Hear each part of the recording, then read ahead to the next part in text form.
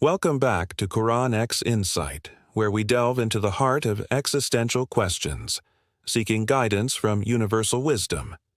Every human being, across every age and culture, eventually confronts the same piercing question. If a loving and all-powerful Creator governs the cosmos, then why is life filled with sickness, loss, hardship, and fear?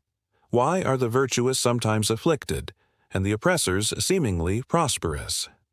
Simply put, why are we tested? The divine purpose of trials and tribulations. The common, yet flawed human assumption is that belief should guarantee immediate and uninterrupted ease. When hardship strikes, we are often led to question the very basis of our faith or the justice of the divine plan. The Quran, however, provides a clear, foundational answer that redefines the purpose of this earthly journey. Life is not designed as a reward or permanent resting place, but as a temporary, mandatory arena of moral examination. The very act of declaring faith is an entrance ticket into this rigorous proving ground. The Scripture directly challenges the complacency of those who think belief is merely a verbal assertion. Do people think that they will be left alone because they say, "We believe," and will not be tested? Surah Al-Ankabut, chapter 29, verse 2. This rhetorical question serves as a powerful warning. A verbal claim must be verified by the soul's reaction under pressure. The Arabic term often used for this testing is fitna, a word rooted in the process of refining gold. Just as heat separates the pure metal from the dross, trials in life are intended to burn away our spiritual imperfections and reveal our true worth. This process of distinction is a core purpose, sorting out the genuine from the superficial. But we have certainly tested those before them, and God will surely make evident those who spoke truthfully, and He will surely make evident the liars. Surah Al-Ankabut, chapter 29, verse 3.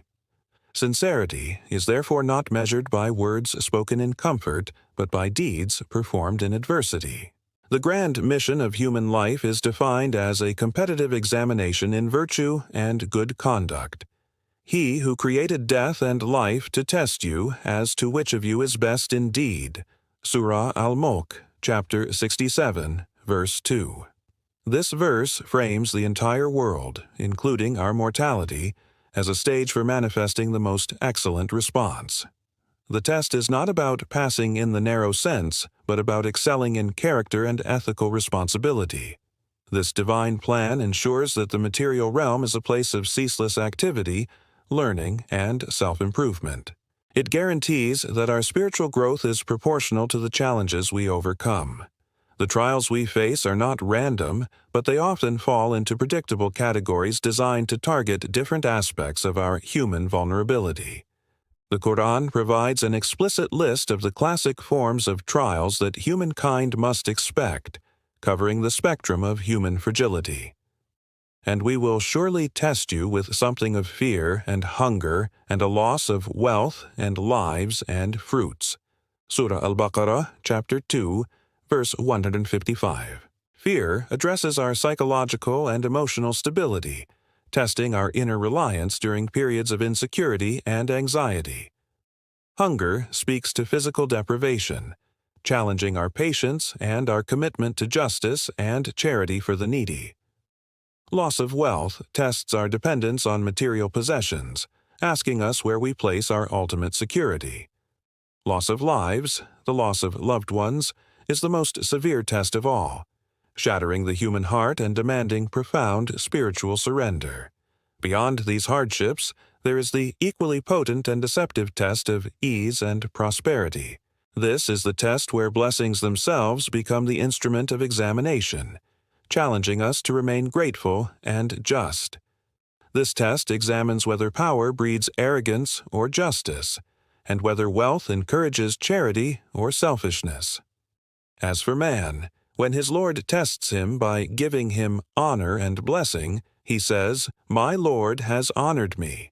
But when he tests him by restricting his provision, he says, "My Lord has humiliated me." Surah Al-Fajr, chapter 89, verse 15, 16. The test of ease reveals the inner tendency to attribute success entirely to personal effort, forgetting the source of all blessings. Global data shows that societies often crumble not under siege, but under the weight of their own corruption and excess wealth. These historical declines are collective failures in the test of prosperity and power. True spiritual maturity means recognizing that both a drought and a flood are equally instruments of the divine will for the purpose of testing.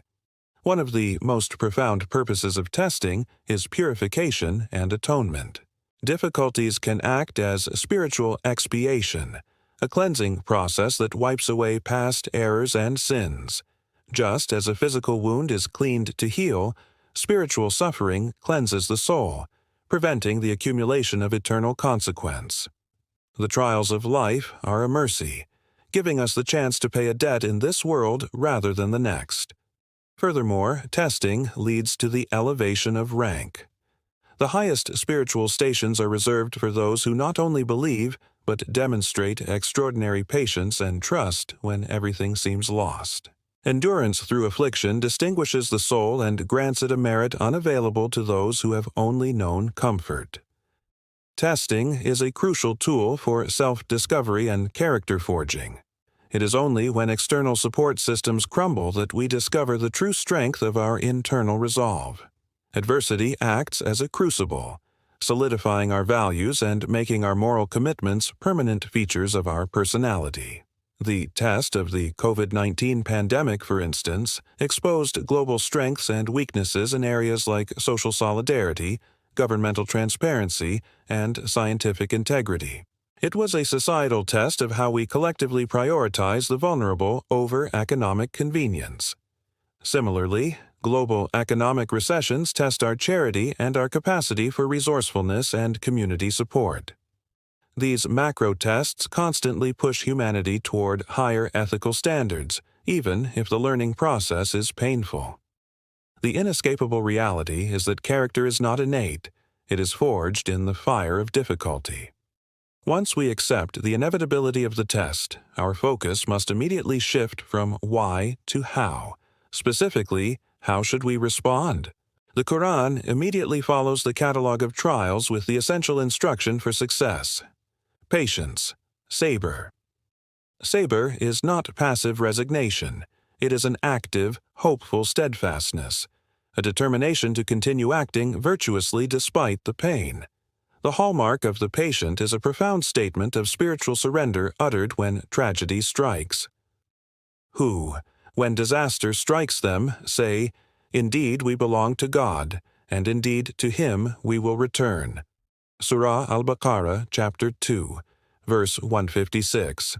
This declaration, "Inna lillahi wa inna ilayhi raji'un," is a complete affirmation of divine ownership and a reminder of the temporary nature of all worldly attachments.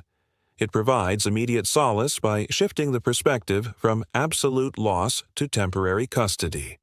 This patience must be coupled with reliance on God, tawakkul, the belief that even after exhausting all human means, the final outcome rests with the divine.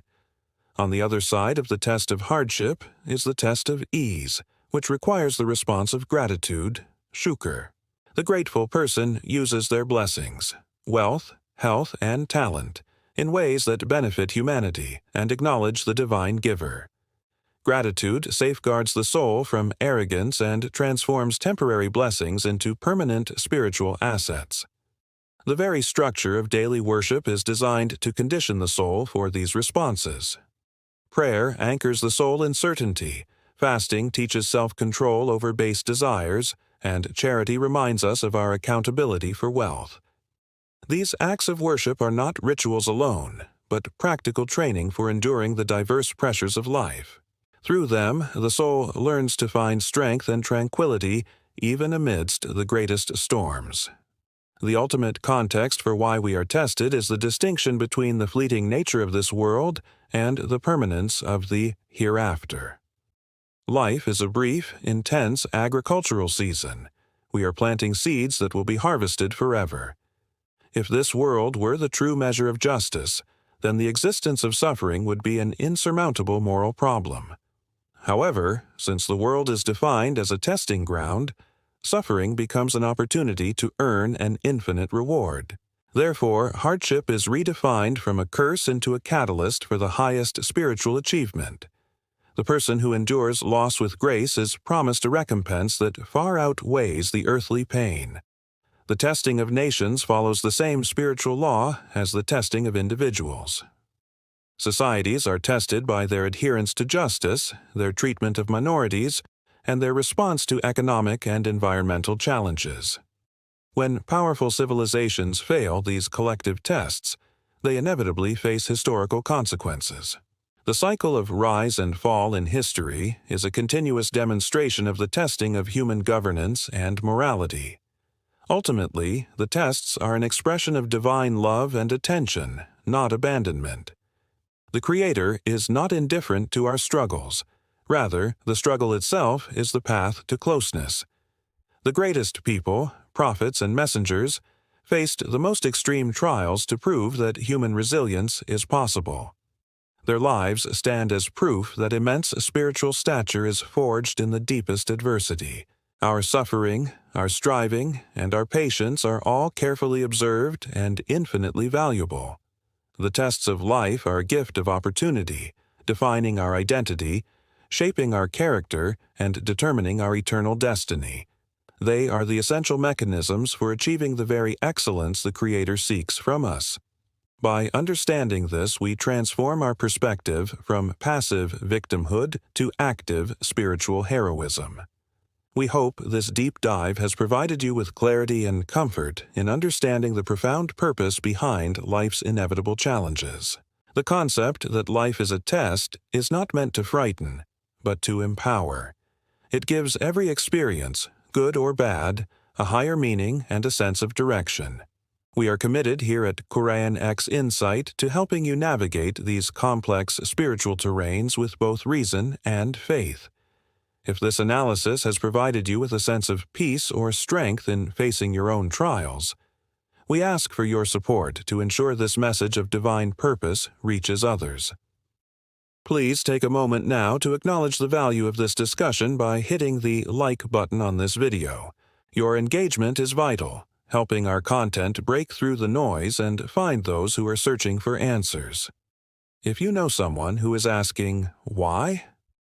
During a difficult time, please share this video with them. It might offer them the light they need. And finally, subscribe to QURANxINSIGHT to join our growing global family dedicated to intellectual honesty and spiritual depth.